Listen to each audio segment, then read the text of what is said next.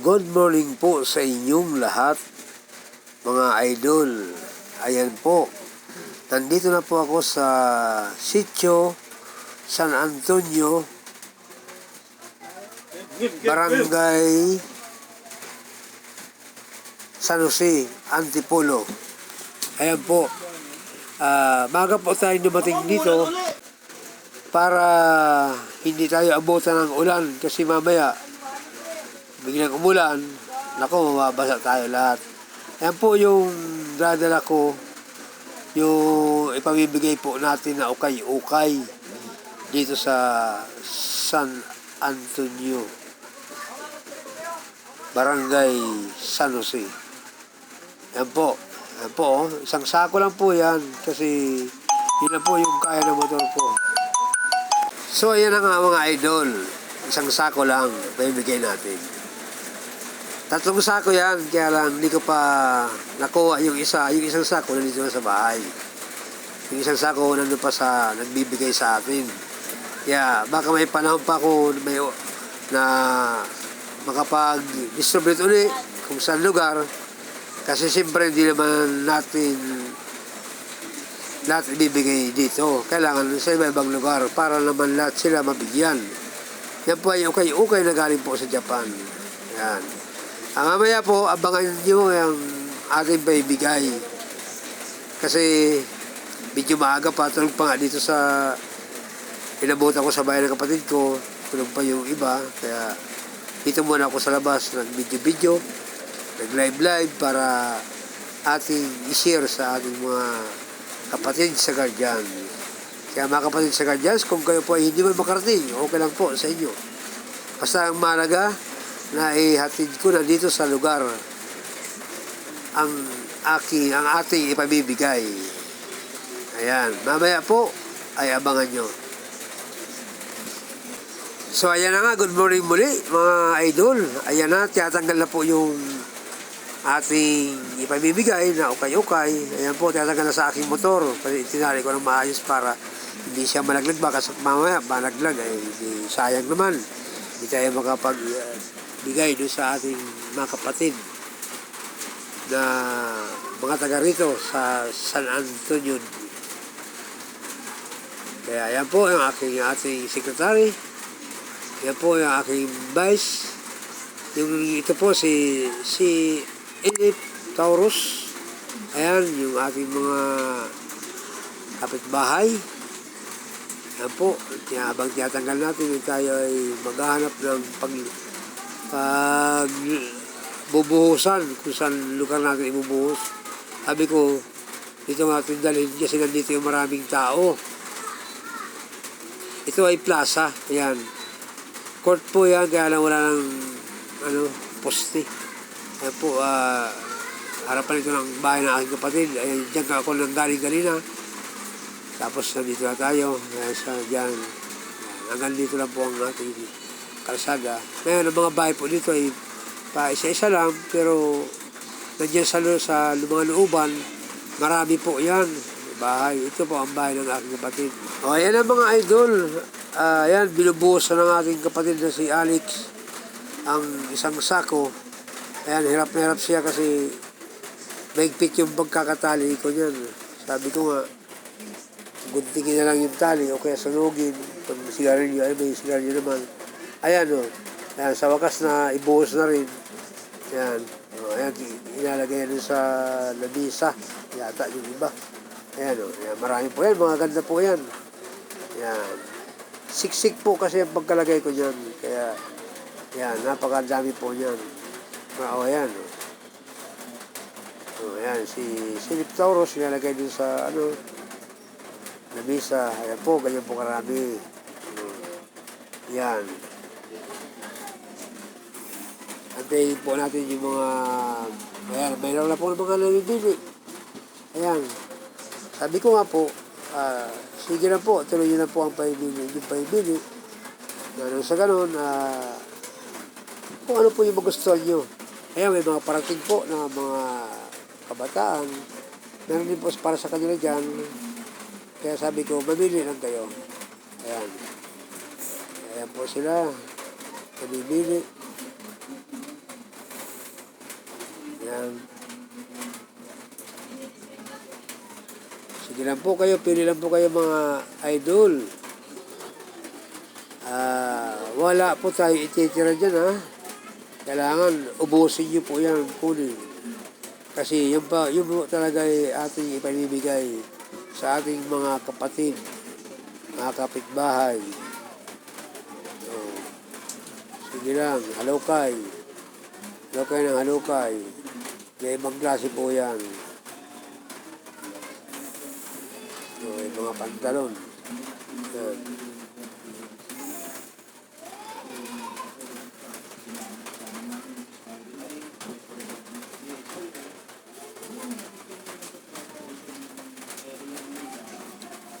Yan po.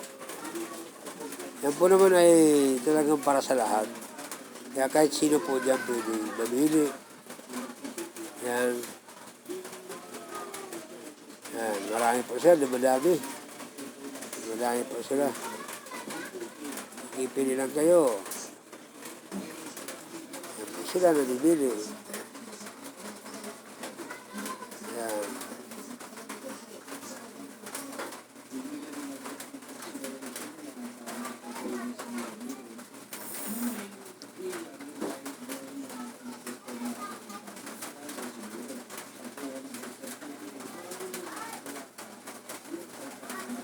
Habang namimili siya mga idol, atin naman silang binibidyohan sa ganun. Nakikita niyo po, at napapanood niyo po na talagang, ayan, interesado po sila sa ating mga ipinamibigay na ukay-ukay. Yan, dahil po nila. Kaya, mamili lang po kayo.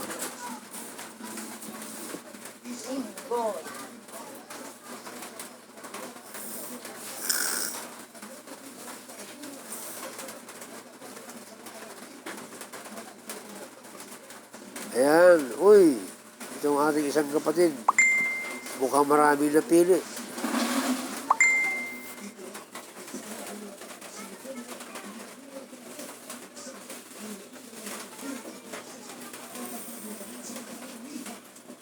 Ayan po, si kapatid Alex, R&D Alex po yan. Nabili po siya ng damit kasi sabi niya, yung mga damit niya raw nung nakaraan,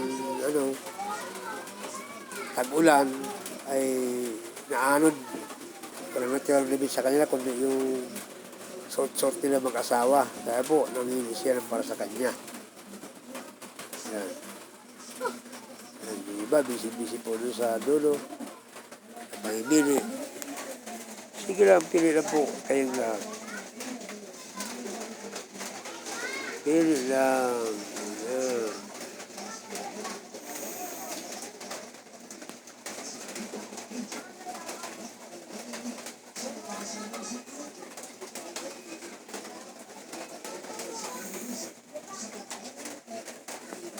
Sabi ko nga, kailangan walang matira dyan. Sige, pili pa kayo, pili.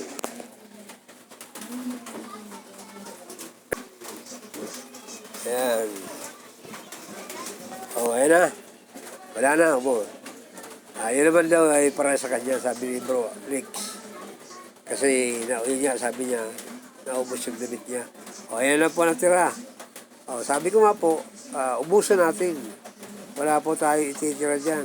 Kasi talagang ipamibigay po yan. Hindi lang po yan para sa ibigay ay ganyan. Para sa lahat po yan. Ayan, sige, pili lang. Ayan, sige, ubusin niyo po yan. Talagang para sa inyo po yan. Maraming salamat nga pala sa mga kapatid natin, mga nakapag-assist dito sa ating maibigay ng ukay-ukay. Ayan, si Vice, saka si Secretary, saka ating Silip, saka yung ating R&D Rex, doon. Busy-busy din siya sa pagliligpit. So ito na nga mga idol. Pinagpabulot ko siya ng nyug kasi gugulay kami ng talbos ng kamuting kahoy. Ayan, sabi ko sa kanya, magbunot ka na para kayo rin mo. Ito po yung ating gugulayin, talbos ng kamuting kahoy. Ayan, ayan pa, ginagawa ko. Ayan, masarap po yan. Gagataan namin. Ayan.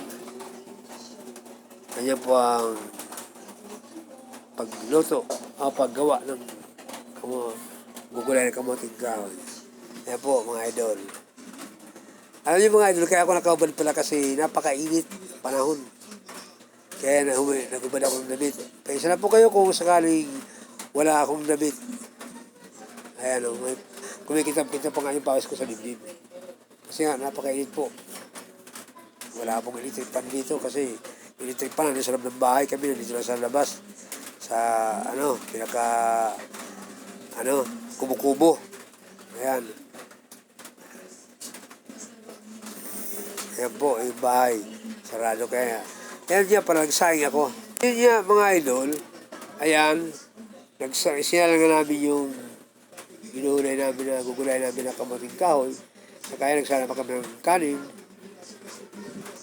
Ayan.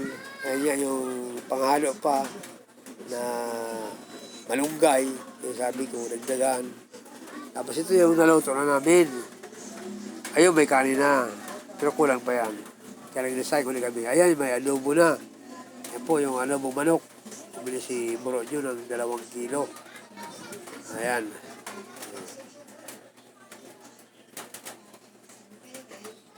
Ayan yung ating ginugulay. Hinahantay natin na kumulo. Ayan o. Ayan po yung talbos ng kamuting kahoy. Iuhuli po natin yung malunggay. Ayan po si Sis. Ayan yung ating mga kasama. Ayan. Meron yun. Ayan, fresh. Yan po si Kupal Vlog. Yan po ang bahay ng ating kapatid na si Sis. Ayan, bukas na. So mga idol, ayan o. Ayan ang saiga namin. Ayan, tamo, ganda. Talagang naalala ko tuloy yung ako'y bata pa. Diyan po ako lumaki sa ganyan saingan. Oh, yan. Diyo? Oh, yan po yung namin ginulay. Okay mga idol, thank you very much. Ayan nga po yung aking kapatid. Ayan. Inahalo niya. Kasi namibis siya raw yung pagluto dito sa ganitong lutuan. Doon sa amin nung araw sa probinsya, sa Bicol. Ganyan. Mainit pa sila. Nakikita nila na nagluluto ka. Nagluluto ang magulang ko sa ganyan. Kasi mahirap na kami nung araw. Kahit ngayon, mahirap pa rin kami. Ayan po yung gata, nilalagay na po ng aking kapatid. Ayan. Ayan. Wow. Okay. Pigayin mo yung sapal dyan. Kahit na hindi ka naghugas, kamayin mo na lang yan. Alam ko naman na okay lang yan. Kahit na may libag-libag pa. Ayos lang yan, tol. Sige, piga. Ayan, okay na.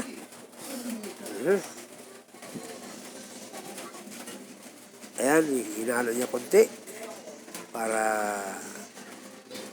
yung gata.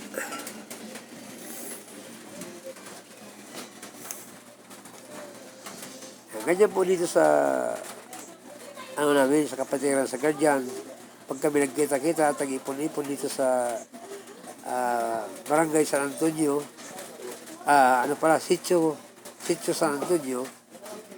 Ayan, yung sardinas pala yung binubuksan na para ihalo na dun sa gulay. Gulay na talbos ng kamuting kahoy. Ayan o. Yan.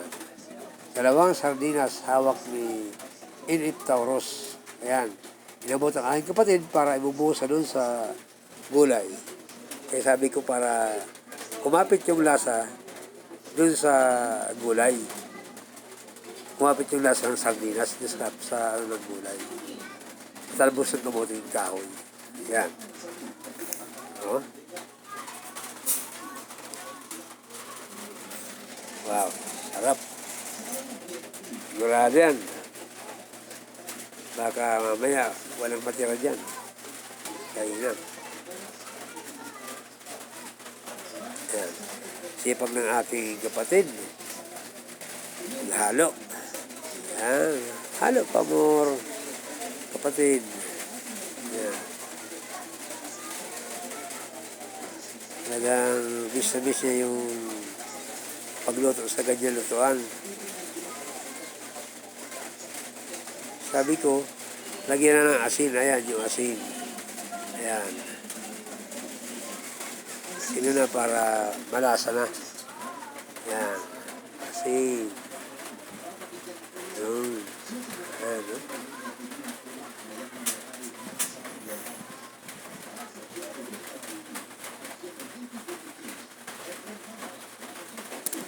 So yun na nga mga idol. Ayan, nakalagay na sa dahon yung pagkain namin kasi magbubudol fights kami. Ayan. Ayan yung gulay sa gitna. Ito yung adobo sa gilid. Ayan. Yung adobo manok. Ayan. Sabi ko, maghugas mo ng kamay para magkamayan tayo ng kainan. Ayan.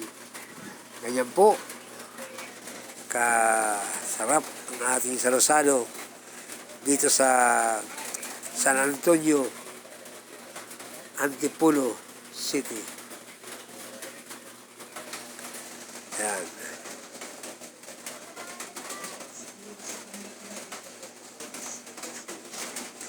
Ayan si Sis, si Bisig-Bisig sa paglagay ng ating ulam na adobo manok. Ayan. Ayan na po. Ating si Bro John. Ayan si Sis. Ayan pa.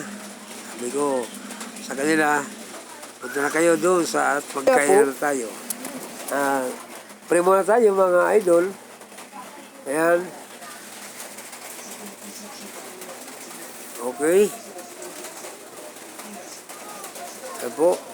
Para yung grasya hindi lumayo sa atin. Sa araw-araw natin ay lagi tayong meron kakainin. Ayan na po mga idol. Sabi ko kumain na tayo. Sabay-sabay. Ayan. Sige. Ayan na po. Ayan. Ayan.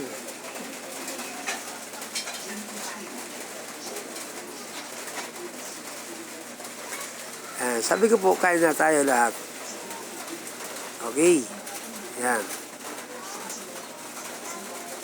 Sige lang.